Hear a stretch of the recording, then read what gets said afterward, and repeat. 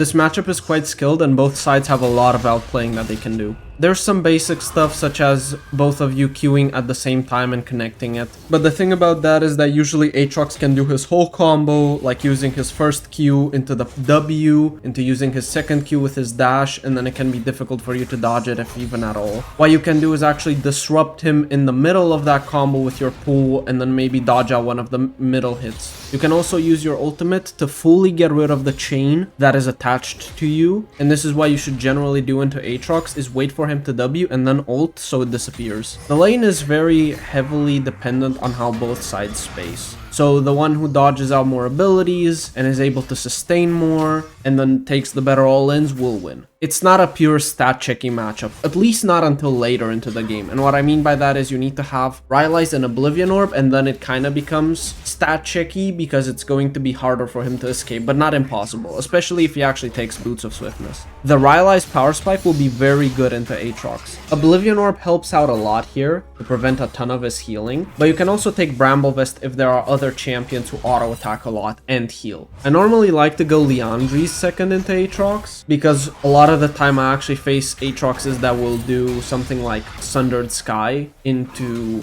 Spear of Shojin, so that's a lot of health, so the percent health burn is good. But if they take less health as maybe something like Eclipse Voltaic or Eclipse Sundered, you can take a Rift Maker, or maybe they take some magic resist like Eclipse Maw and then you can do Bloodletter's Curse. Generally speaking, the later the game goes, the better you are in the 1v1 against them. As long as he doesn't take Serpent's Fang, you should be able to always win out the late game 1v1. In teamfights, he can provide a lot of disruption with his Qs, but you can just ult him and 1v1 him in the realm.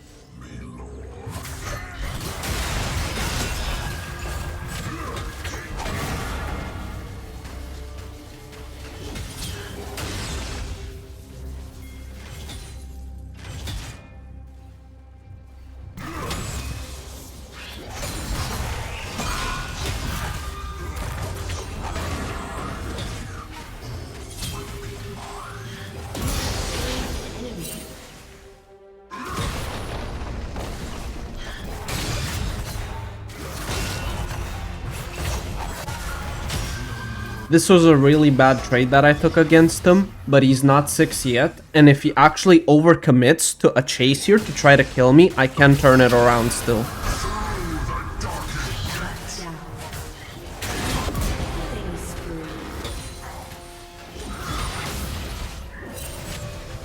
I get a super early Rylai's here, essentially the lane is over. Right now, if I ever get my passive up, he's dead.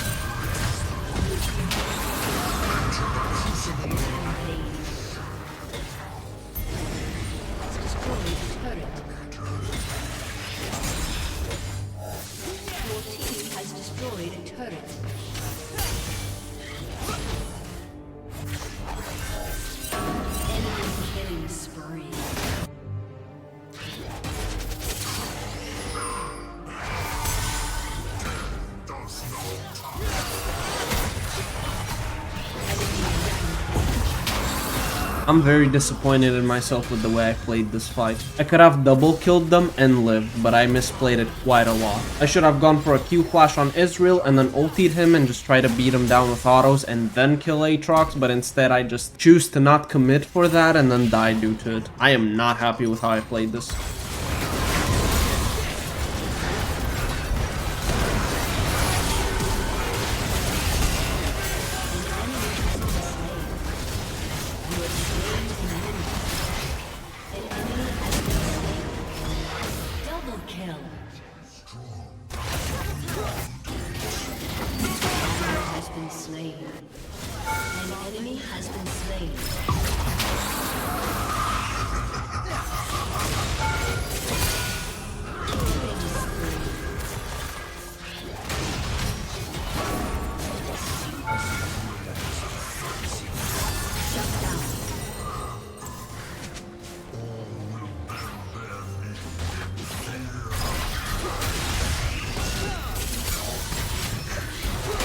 This is another really greedy play from me. I have no ultimate and my team can't really back me up in this situation. I misplayed quite a few times this game. They are actually able to get Atakan because of my death here. The types of mistakes I did this game could have actually cost us the game, and I would have taken responsibility for losing it.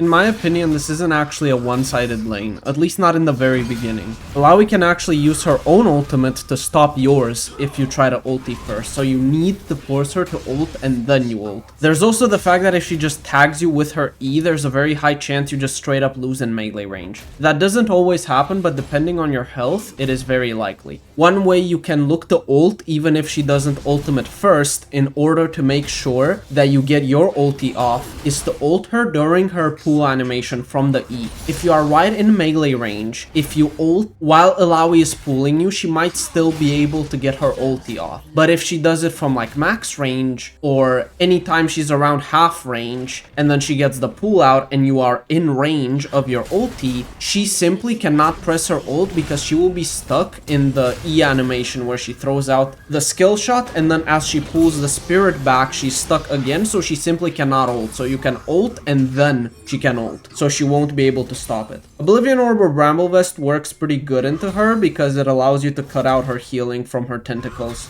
Never ever underestimate her damage. She has some absolutely vile one-shot potential. If she hits you with her E, you're basically dead even if you have 8 kills on her if your ulti is down. And this isn't just Mordekaiser specific, this is basically 99% of melee top laners against Illaoi. You can literally be 8-0 with an item advantage, but if Illaoi hits that pool, you might die. Her team fighting is pretty bad unless she has flash, so you can go into team fights versus her and then ult her after her ulti is done just to make sure that you 1v1 her pretty hard and she can't do any AoE damage. Or you can sit on side lane and perma-poke her with Q until she dies. The Illaoi power spike here is very good because it allows you to permanently stick to her and completely stat check her in melee range. That being said, you really need to play around your ulti cooldown. If her ulti is up and yours isn't, you can't fight her. Again, you can have 5 kills above her, you simply cannot win the 1v1.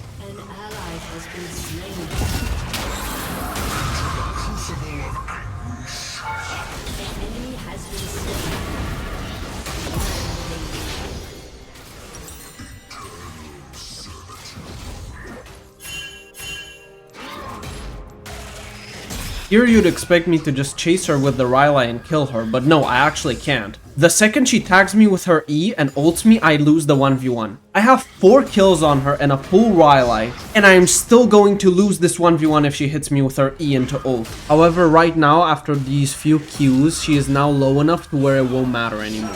I just had to chip her down a bit more. At this health, even if she hits the E into R, I should be able to kill her before her tentacles can murder me.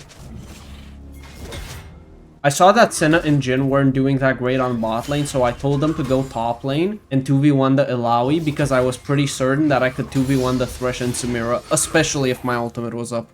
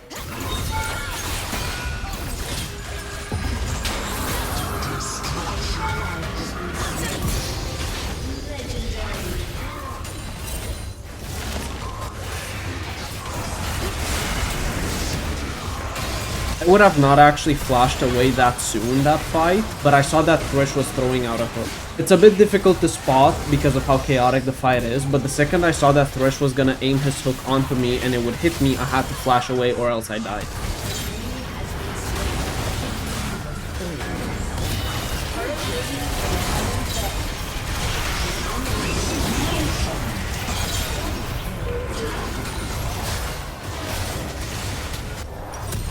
This recall is really greedy of me. I'm gonna go into Nashor's Tooth after the Bloodletter's Curse, but this is actually a mistake. What I should have done is actually gone Ronduin now, so that I can deny Samira's damage because she already has quite a lot of crit, but instead I greed and go for Nashor's. The proper purchase here would have actually been to go for some more armor in the form of Ronduin, but I postpone it for after Nashor's, which again wasn't the correct purchase, but I wanted to greed for it this time.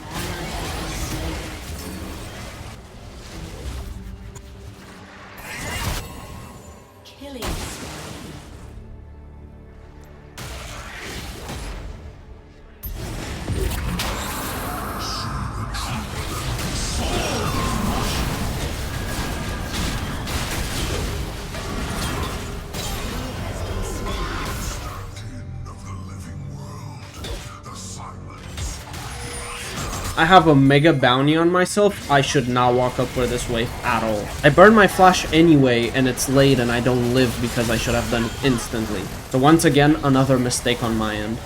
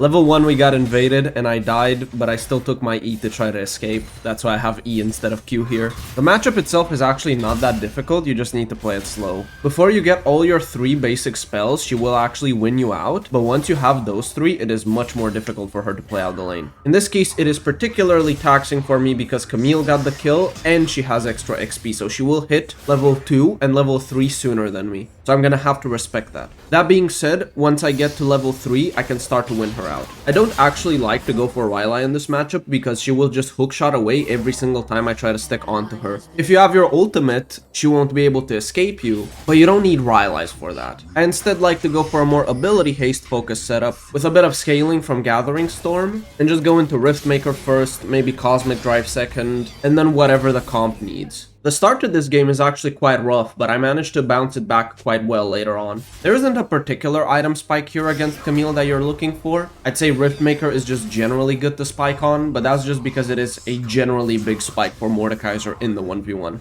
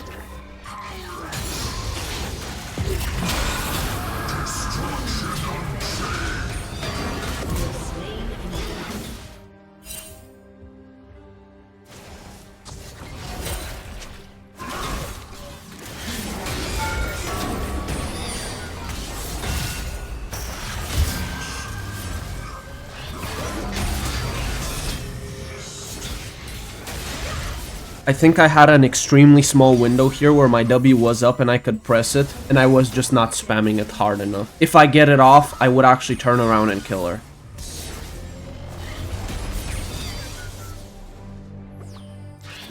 Turret plating will fall.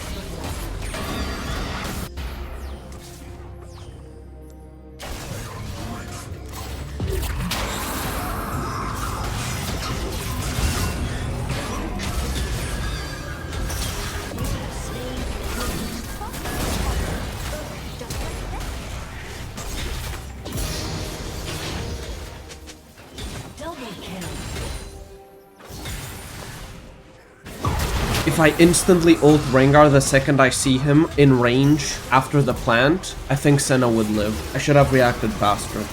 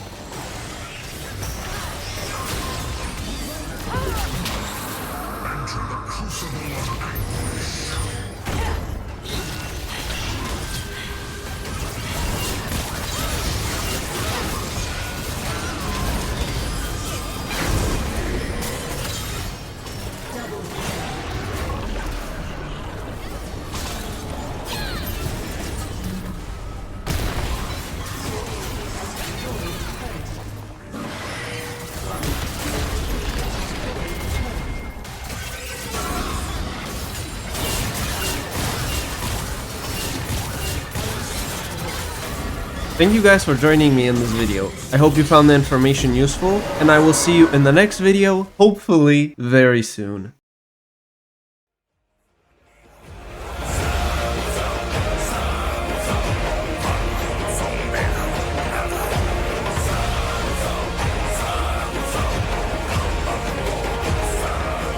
I am favored by